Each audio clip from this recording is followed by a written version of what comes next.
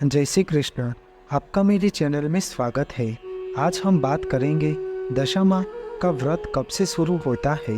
दशमा व्रत की पूजा विधि और महिमा के बारे में संपूर्ण माहिती प्रदान करूंगा। दशमा का व्रत माता पार्वती को समर्पित है, क्योंकि माता पार्वती ही दशमा का स्वरूप है। माता पार्वती जब अपने भक्तों की पुकार सुनकर मदद करने पृथ्वी लोक में गई, तब वापस लौटते समय उन्होंने ऊंट की सवारी करके कैलाश आए। तब भगवान शिव ने कहा कि देवी, आपके इस रूप को दशामा के नाम से जाना जाएगा और पृथ्वी लोक में आपकी दशामा के रूप में पूजा की जाएगी। मान्यता है कि जिस मनुष्य की दशा सही नहीं चल रही होती है और बने बनाए काम भी अटक जाते हैं, अगर वह दशामा की पूजा अर्चना और व्रत करे तो उनकी दशा ठीक होने लगती है और सभी काम बनने लग जाते हैं और दरिद्रता का अंत होता है। दशमा व्रत गुजरात में बहुत ही धूमधाम के साथ मनाया जाता है। दशमा व्रत की शुरुआत गुजराती कैलेंडर के अनुसार सावन महीने के पहले दिन से होती है। कई लोग व्रत श्रावण अमावस्या से भी करते हैं। इस साल दशमा व्रत की शुरुआत 5 अगस्त 2024 से होगी और इस व्रत का समापन 14 अगस्त 2024 को होगा। दशमा का व्रत पूरे 10 दिन तक चलता है। दशमा का दूसरे नाम मोमई माता है।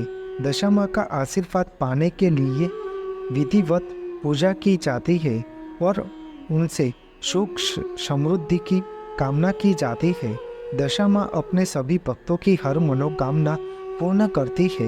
यह व्रत स्त्रियों द्वारा किया जाता है। इस दिन महिलाएं एक ही प्रकार का अन्न एक समय खाती है। भोजन में नमक नहीं होना चाहिए। विशेष रूप से अन्न में गेहूं का ही उपयोग करते हैं। भाविक भक्तगण श्रावण पुष्ट पक्ष की अमावस्या तिथि में दशमा का व्रत और पूजा विधि करते हैं और 10 दिन तक मिट्टी से बनी दशमा की मूर्ति को घर में स्थापित करते हैं। दशमा की मूर्ति को एक लकड़ी के बाजट और लाल वस्त्र बिछाकर गेहूं के दाने का आसन बनाकर स्थापित करना चाहिए। दशमा के साथ गणेश जी की भी स्थापना करनी चाहिए। बाजट पर तांबा या पीतल के कलश को पानी में भरकर कलश के ऊपर 5 आसोपालव के पान और नारियल रखना चाहिए। बाद में दशमा को श्रृंगार की चीज अर्पण करनी चाहिए।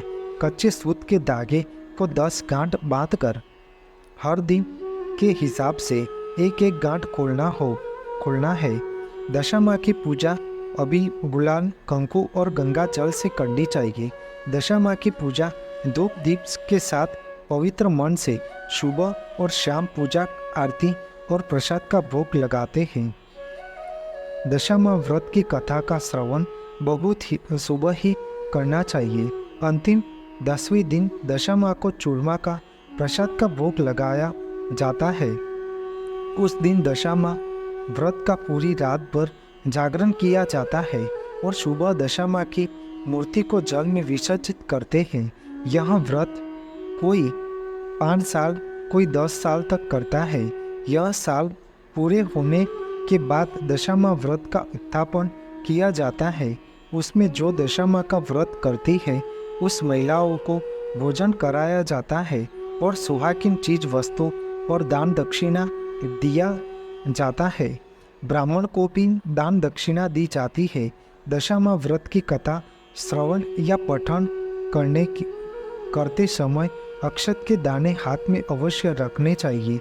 दशमा का व्रत पूर्ण श्रद्धा और विश्वास से करते हैं, तब दशमा की कृपा से परिवार में सुख समृद्धि, शांति, सौभाग्य और धन संपत्ति बनी रहती है। ग्रंथों के अनुसार यह व्रत करने से सभी तरह की परेशानियों से बचा जा सकता है। यह व्रत करने से दशमा की कृपा दृष्टि सदैव के लिए बनी रहती है। आपको मेरी यह माहिती अच्छी लगी हो तो मेरी चैनल को लाइक शेयर कमेंट सब्सक्राइब करें। और बेल आइकन को दबाना ना भूलिए। जय स्वामीनारायण।